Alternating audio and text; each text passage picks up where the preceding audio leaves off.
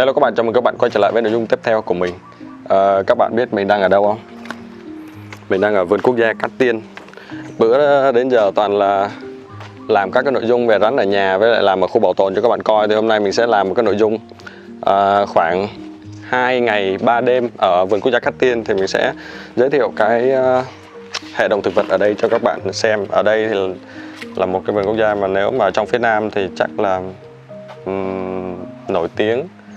Ở ngoài miền Bắc thì các bạn sẽ thường nhắc đến vườn quốc gia Cúc Phương. Có gì cho hỗ trợ lý cho ba em cho đi được chuẩn bị quan nhận phòng mai nhé. Yeah. Bây giờ mình đang mua vé. Vé vào vườn thì đối với người lớn là 60.000 một vé. Cảm ơn chị. Vườn quốc gia Cát Tiên thì được bao bọc bởi sông Đồng Nai. Vườn quốc gia Cát Tiên thì nằm trên 3 tỉnh, tỉnh Đồng Nai, tỉnh Bình Dương và tỉnh Lâm Đồng.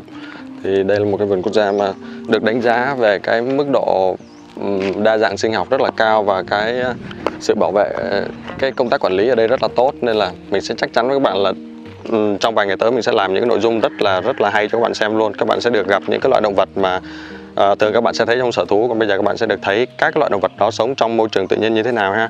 Bây giờ mình sẽ đi xuống dưới phà. Thì ở vườn quốc gia Cát Tiên thì sẽ được ngăn cách bởi một con sông, và các bạn nếu mà các bạn muốn sang vườn thì các bạn sẽ phải đi phà sang bên kia. Ok, đi phà ha. Sáng nay thả cá chép vậy. Đứng bên này thì là bên này sông, còn bên kia sông là vườn quốc gia kìa các bạn. Ây da, cảm ơn anh. Dạ.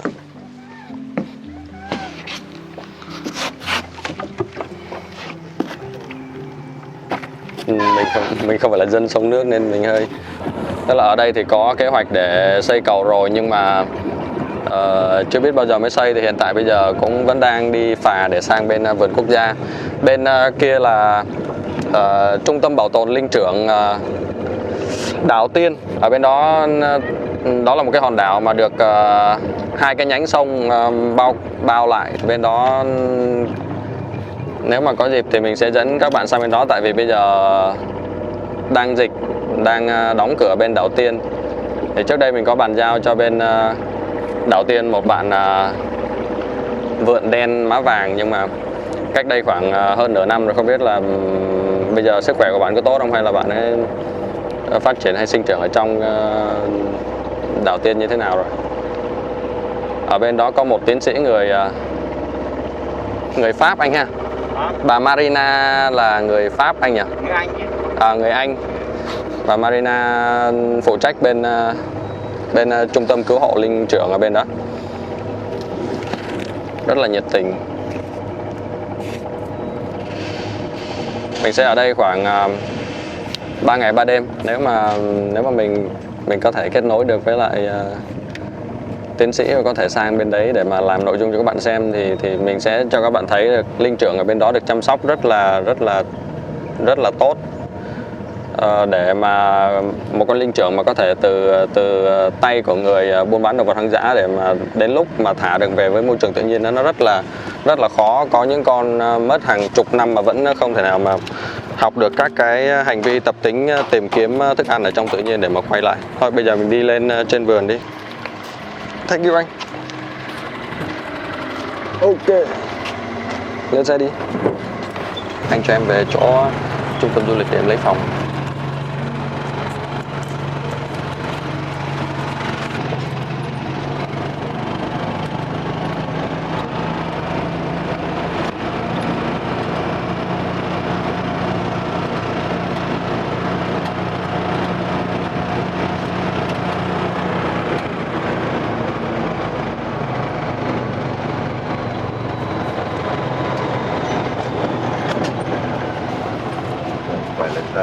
Dạ, cảm ơn anh. Ây da. Dạ không đâu, bọn em vác được. Dạ, thank you anh.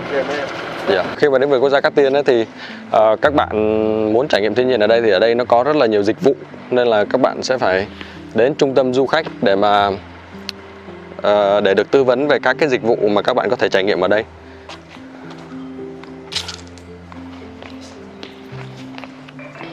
Hello chị. Dạ em lấy phòng với chị. Hôm qua có đặt rồi. Mình tên gì ạ? Em Minh Hiếu. Anh Hiếu. Dạ phòng 3 người. Chị. Phòng gấu là đi thẳng xuống phía bên trái. Phía dưới luôn. Dạ. Bên trái nó có chữ gấu, mình vào phòng số 1 luôn. Dạ ok, em cảm ơn chị. Ok, bây giờ đi lấy phòng ha.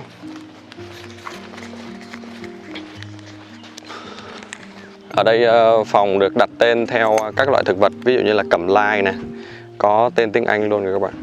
Hoặc là voi, ngọc lan. Đó thì ở đây các cái phòng cho khách sẽ được đặt tên theo thực vật hoặc động vật. Rất là hay ha. Rồi đa số các cái cây ở đây sẽ được cắm biển để giới thiệu. Ví dụ bên kia là cây gõ mật kìa, bên kia là cây sao đen. Thì các cái loại thực vật ở đây khi mà học sinh sinh viên học ở các cái chuyên ngành lâm sinh hoặc là sinh thái đó, thì đến đây và các bạn có thể định danh nhanh các cái loại thực vật đang được trồng ở trong khuôn viên của vườn.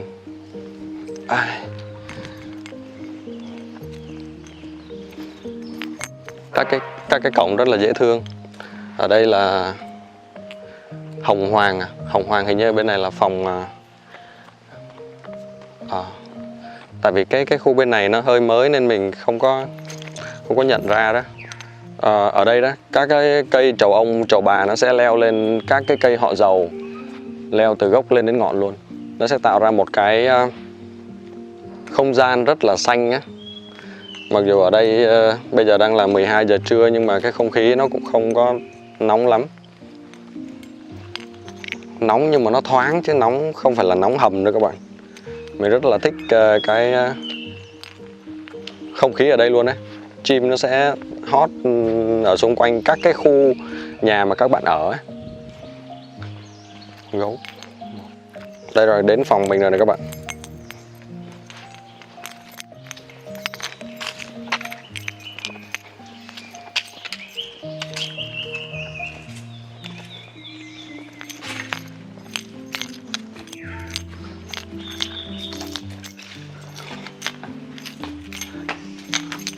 Ủa, cửa mở sẵn luôn.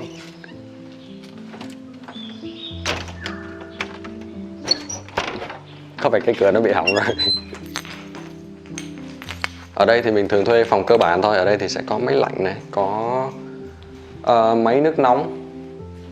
Ở đây thì sẽ là 3 giường đơn. Tại vì thường đi vào các cái vườn quốc gia hay là khu bảo tồn đó, cái dịch vụ thì nó sẽ nằm ở mức trung bình đó các bạn. Còn nếu mà các bạn mà ở thành phố thì cái chất lượng dịch vụ nó sẽ tốt hơn. Nhưng mà ở trong rừng mà các bạn có máy lạnh và có máy nước nóng để mà sinh hoạt thì đó là một cái điều kiện mà đối với mình nó rất là tuyệt vời rồi ha. Ở đây còn có một cái bức tranh. Đây là chim đuôi cụt. Nhưng mà đuôi cụt gì thì mình không có rành, tại vì mình không có rành về chim lắm ha. Ok vậy ha. Vậy thì bây giờ mình sẽ đi ăn trưa, xong rồi lát nữa xem buổi chiều nay mình có thể làm cái nội dung gì cho các bạn xem. Có thể là mình sẽ dẫn các bạn đi tham quan phòng tiêu bản, hoặc là mình sẽ dẫn các bạn đi thăm các cái loại động vật mà đang được chăm sóc ở trong vườn quốc gia, hoặc là mình sẽ dẫn các bạn đi xem cá sấu. Ok vậy ha. Để mình nghỉ ngơi chút xíu đó rồi mình dẫn các bạn đi xem.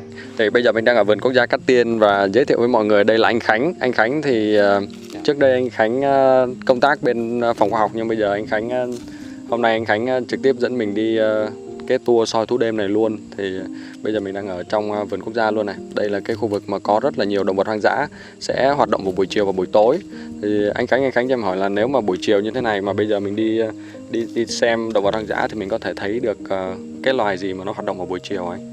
Vào buổi chiều thì thường có một số loài chim nó hay ăn vào buổi chiều, ví dụ như loài công chẳng hạn. Mà bắt đầu nó khoảng tầm từ 4:30 bắt đầu nó đã ra chắc các chẳng cỏ nó ăn, xong rồi tối nó đậu lên cây, nó tranh thủ đó. Còn một số loài chim khác như một số loài cò nó cũng hoạt động vào buổi chiều, và đặc biệt nó là có những cái loài thú móng guốc thường ra sớm như là con mễn này, mễn hay là con hoãng đấy. Dạ. Tên phổ thông hình như là hoãng anh.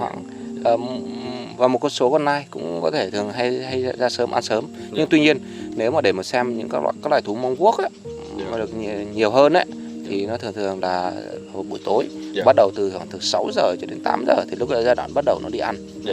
và những con thú đó nó hoạt động ban đêm nhiều hơn là hoạt động ban ngày. Đó là cái khung hoạt động, cái khung thời gian hoạt động chính của các loại động vật Mông Quốc anh ha. Nó hoạt động cả ban đêm, nhưng mà hoạt động mà mạnh nhất là giai đoạn để đi kiếm ăn ấy, thì là lúc là từ 6 giờ đến 8 giờ. Là lúc đấy là bắt đầu nó ăn.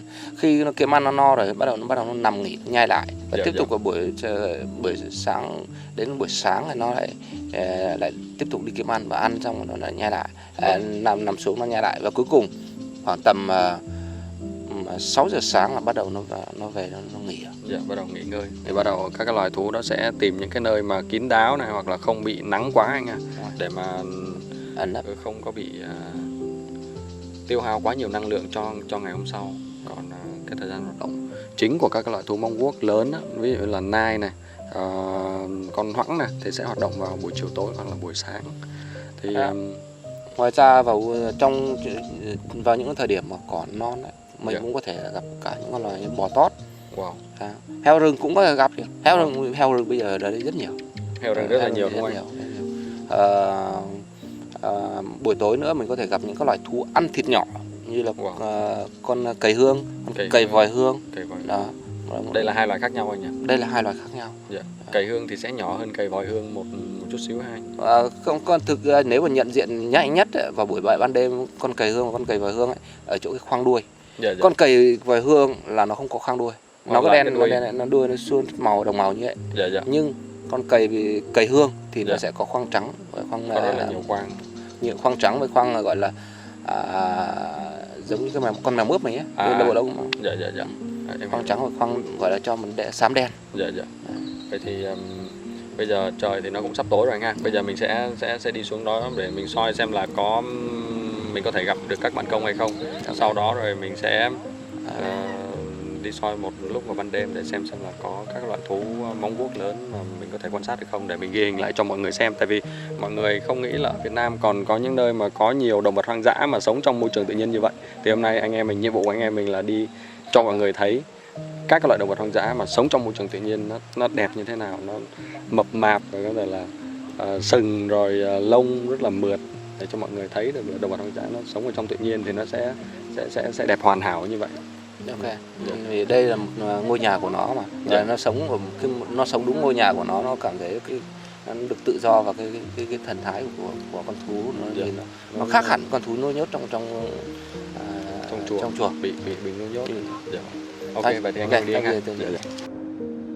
Mình với anh Khánh vừa mới tìm thấy một bạn hoãng này các bạn.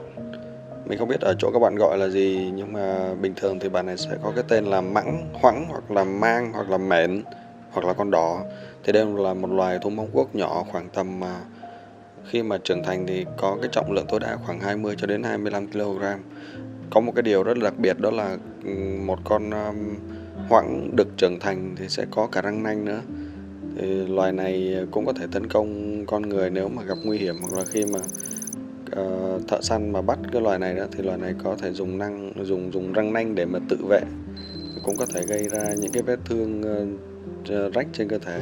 Mình không nhớ chính xác là răng nanh thì sẽ mọc ở trên con đực hay là mọc trên con cái, nhưng mà mình nhớ là răng nanh của hoãng rất là dài, có thể dài khoảng tầm 3 cho đến 4 cm ra ngoài luôn đó các bạn. Thì đây là một loài thú Mông Quốc nhỏ, thức ăn chính là các loại cây cỏ hoặc là trái cây ở trong rừng. Đây là một loài thú rất là dễ thương. Trước đây mình có cứu hộ một bạn và mình chăm sóc bạn này rất là cực. Bạn này uống sữa và được chăm sóc ở chế độ y như là em bé vậy đó. Rất là cực khi mà các cái bạn thú Mông Quốc này bị tách ra khỏi mẹ.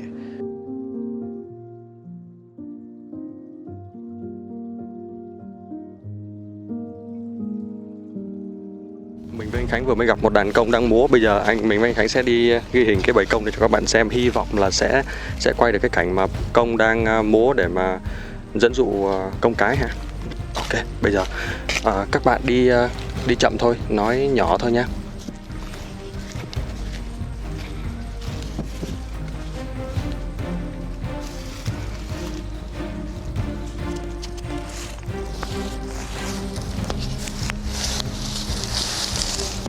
Bây giờ mình với anh Khánh sẽ đi lên trên cái tháp này để mà nhìn từ trên xuống. Bước nhẹ chân thôi nha. Mọi người nghe thấy gì không?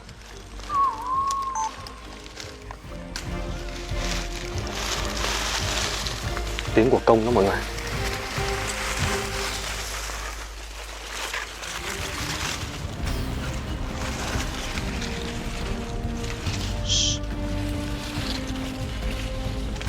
Chậm thôi, chậm thôi.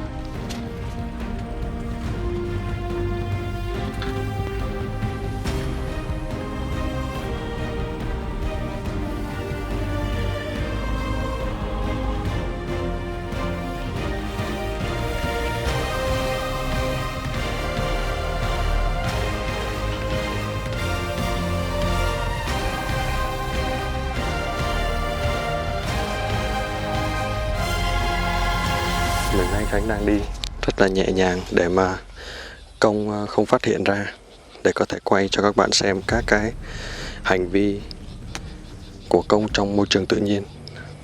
Cát Tiên là một trong những vườn quốc gia duy nhất ở Việt Nam còn công má vàng.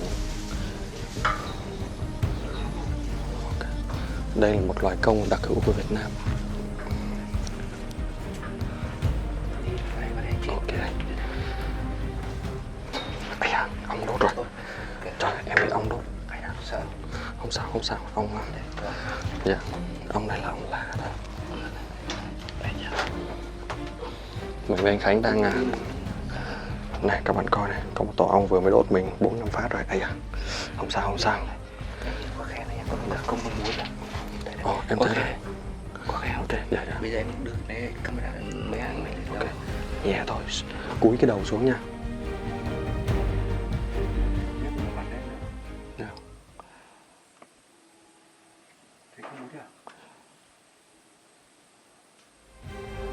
Hình như là chưa múa nhỉ? Con nào đang múa đấy? Wow, wow. Các bạn nhìn thấy gì chưa? Đây là công đang múa trong môi trường tự nhiên nha. Anh Khánh ơi, Cát Tiên mình là một trong những cái vườn quốc gia mà duy nhất ở Việt Nam còn công hoang dã sinh sống anh ha.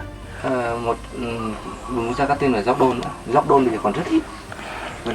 Còn con cá quần thể lớn nhất Dạ. của Việt Nam. Tại vì là bây giờ mình đang đứng hơi xa anh Khánh nên là không thể nào mà thu được cả âm của anh Khánh đó. Anh Khánh nói là vườn quốc gia Cát Tiên và vườn quốc gia Gióc Đôn là hai vườn quốc gia trong phía Nam này. Còn cái quần thể công má vàng sinh sống, nhưng mà Cát Tiên là cái khu vực mà có cái quần thể lớn nhất. Còn Gióc Đôn thì bây giờ hiếm lắm. Tại vì như các bạn đã biết thì vườn quốc gia Gióc Đôn thì cái là một cái vườn quốc gia mà giáp biên anh nhỉ? Dạ, và có cả Tây Nguyên. dạ, ở trên Tây Nguyên, nằm giữa hai tỉnh. Wow, các bạn nhìn thấy con công đực nó đang khoe cái bộ đuôi rất là đẹp không? Con mái đi qua như thế. Con mái đi rồi, hình như là có tới 2, 3, 4 con mái ở đây luôn anh. Đúng rồi, nhưng mà quay sang bên trái thì sẽ nhìn thấy. Có thể nhìn thấy con cái nữa đúng không? Con cái, 6-7 con cái đây nó ngồi. Dạ. Wow. Nhưng mà con công đực nó chưa có xoay ra đây nên anh em mình chưa nhìn được hết cái vẻ đẹp của cái bộ đuôi mà phía đằng trước. Bây giờ đang nhìn thấy đuôi phía đằng sau thôi. Wow. Con công đực này lông hoàn hảo luôn anh ạ. Đẹp dã man luôn. Wow.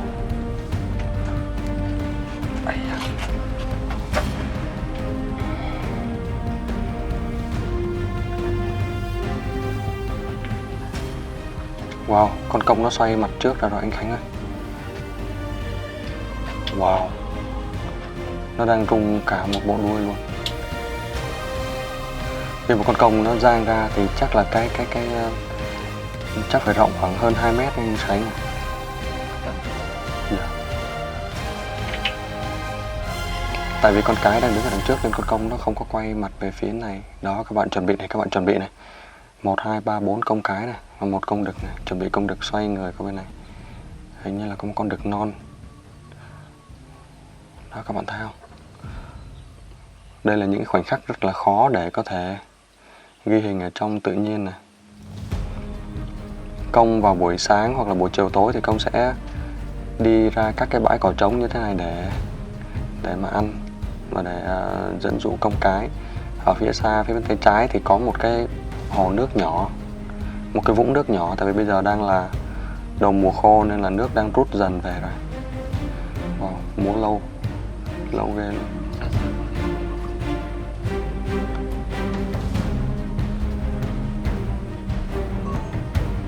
Yeah.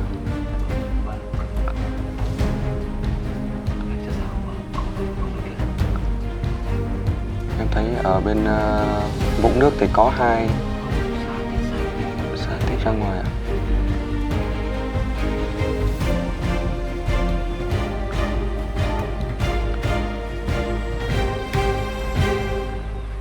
Tiếp phía xa có con công.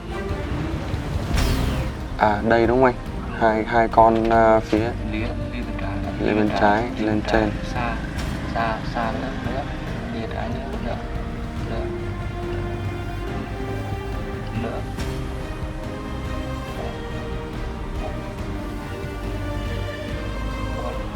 Qua luôn à? Rồi qua đấy, qua nữa.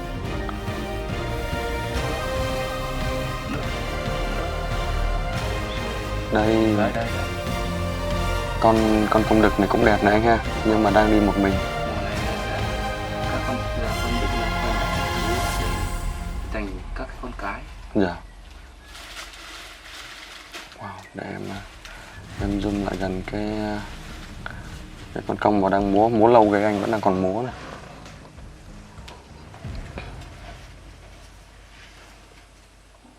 Hết múa rồi anh Khánh ạ. Đang chuẩn bị đang cúp đuôi xuống rồi chuẩn bị múa tiếp.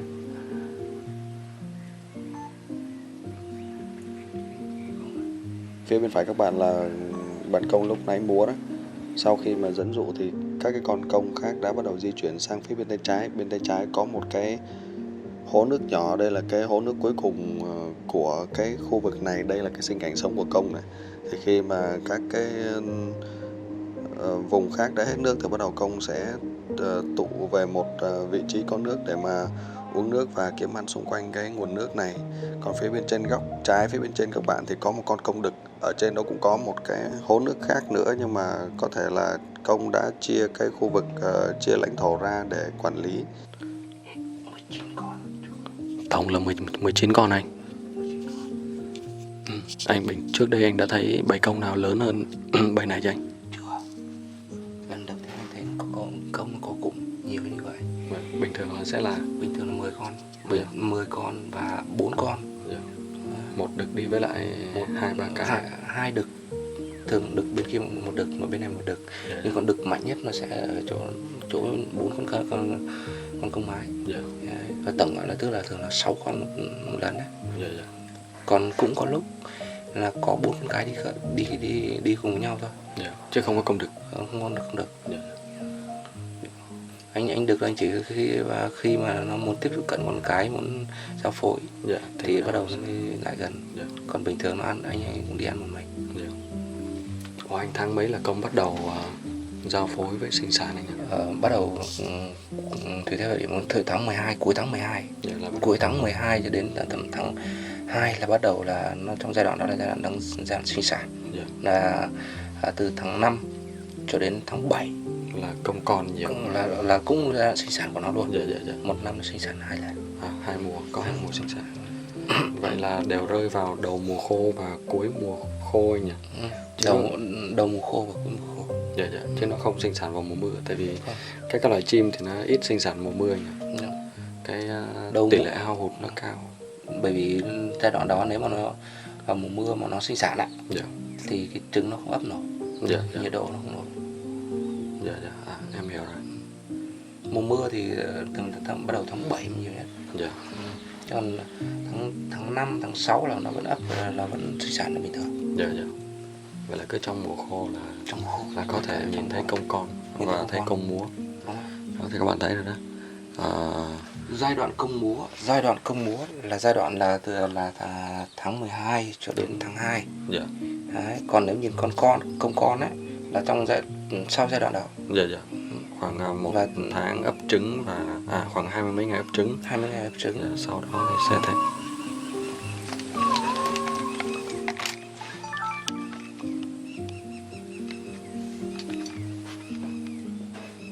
Động thì có nghe kêu ta. tại vì vừa xong công đực nó vừa mới gáy ấy. Mình mở máy để mình thu cái âm thanh mà công gáy cho các bạn nghe.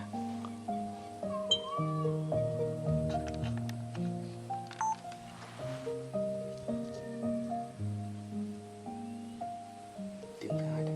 Dạ. Đó là tiếng của công cái hay công đực anh nhỉ? Một tiếng cũng tiếng của công đực hết đấy. Dạ. Nó có 2 tiếng.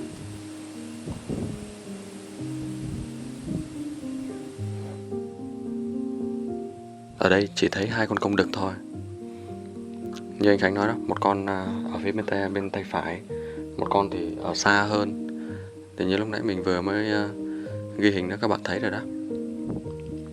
Ở đây có tổ ong lá anh Khánh nhỉ? Ong lá. Vừa mới đốt mình xong, trời ơi, vừa đi lên đâu có nhìn thấy ở đây có tổ ong đâu, đốt cho 4-5 phát luôn.